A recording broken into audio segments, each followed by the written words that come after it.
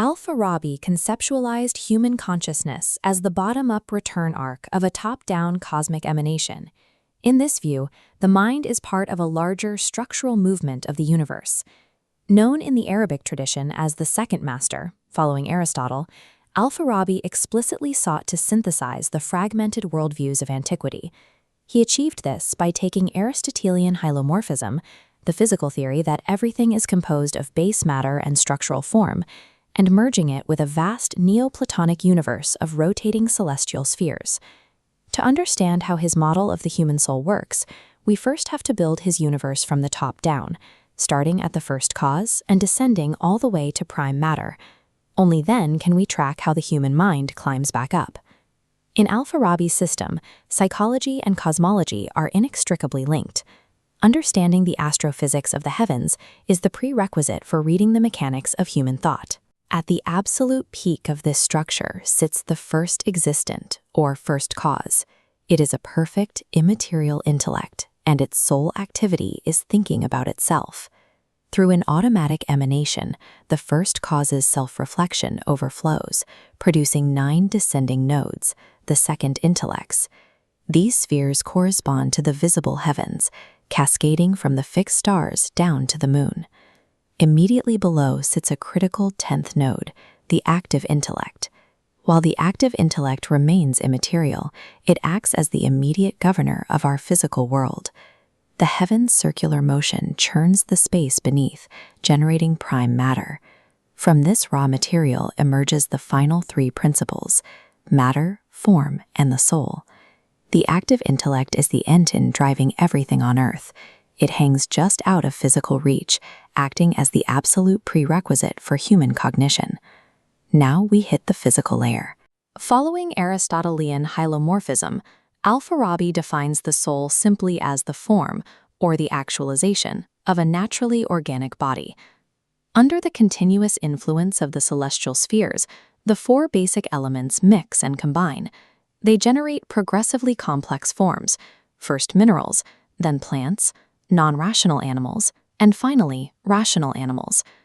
Fārābī designated the heart as the primary ruling organ of the rational animal. The heart produces the vital, innate heat that sustains life. The brain is a secondary, subordinate organ, a regulatory cooling system for the heat pumped out by the heart. This central organ houses our base biological programming, the nutritive faculty, which we share with plants, and the sensitive faculty, which we share with animals. These physical senses allow us to receive external impressions and react to our environment, experiencing basic pain or pleasure. While biology builds a highly functional machine, flesh and blood alone cannot perceive abstract, eternal truths. To bridge the gap between biological sensation and pure intellect, we have to examine an intermediate tier of cognition, the imaginative faculty. During waking hours, this faculty retains the raw sensory impressions gathered by the physical body. It acts as a workspace, constantly combining and dividing the things we see and hear. It also possesses a unique capacity called reproductive imitation, or mimesis. Mimesis allows the imagination to imitate abstract ideas or deep emotions using the library of sensory data it has stored up. When you sleep, your external senses power down. The imaginative faculty is suddenly free from new inputs, allowing it to actively manipulate its stored database, recombining images into complex, surreal sequences. This diagram illustrates Fārābī's mechanical theory of prophecy. On the left, we see the normal biological route from the senses to the imagination. On the right, we see an override. In rare individuals with extremely powerful imaginative faculties, the active intellect downloads cosmic data directly into the imagination, bypassing the rational mind. Because the imagination only speaks the language of the physical senses, it immediately translates this pure, abstract cosmic data into vivid, concrete symbols, rendering them as prophetic visions or divine warnings. While this usually happens during sleep, in the most highly developed individuals, this direct data transfer can occur in the waking state.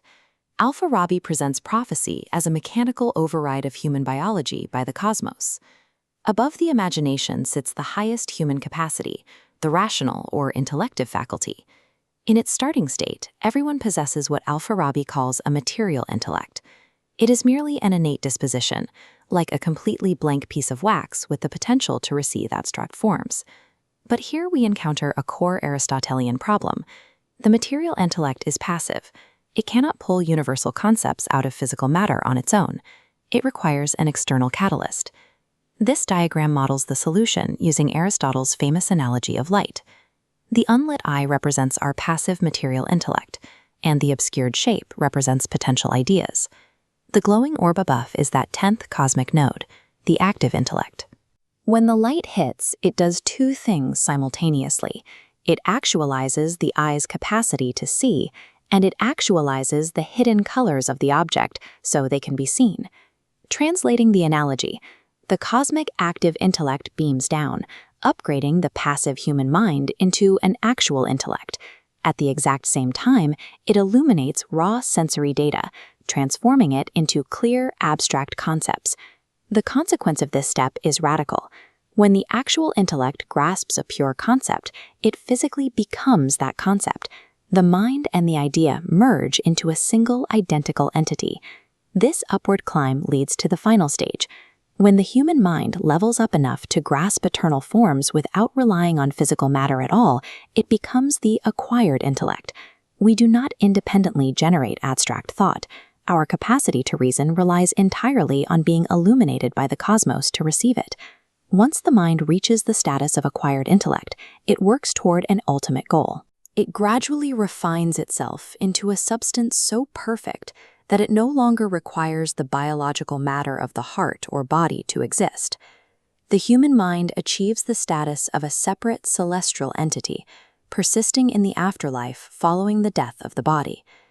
This permanent state of immaterial intellectual activity is Fārābī's definition of true ultimate happiness, or sa'ada. This mechanical approach to the afterlife caused intense controversy within the Islamic philosophical tradition, drawing fire from later thinkers like Averroes. Averroes launched a harsh critique, arguing that it is logically impossible for a perishable human faculty to mutate into an eternal, immaterial substance. But Fārābī held his ground. For him, human immortality is not an innate biological guarantee. It is a cosmic state that must be rigorously earned through intellectual perfection. This brings us to the epistemological payoff. The acquired intellect avoids guesses or opinions. It operates purely through apodeixis, atop a formal logical demonstration that guarantees certainty. This puts it above the lower logical arts. It isn't rhetoric, which relies on persuasion, or dialectic, which builds arguments on generally accepted beliefs, as we see illustrated in this historical depiction of a scholarly debate. True scientific knowledge, or ilm, requires the pursuit of absolute certainty, yaqeen, about necessary premises that cannot possibly change, such as the fact that the number 3 is always odd. To achieve this absolute certitude, Fārābī lays out extreme conditions. It is not enough to simply believe a premise is true, or to verify that your belief matches external reality. You have to meet the necessity and eternity conditions. You must know that it is entirely impossible for the premise to ever be false, at any point in time. And crucially, you must possess second-order knowledge. To lock in absolute certainty, the knower must not only know that a proposition is true, but specifically know that they know it.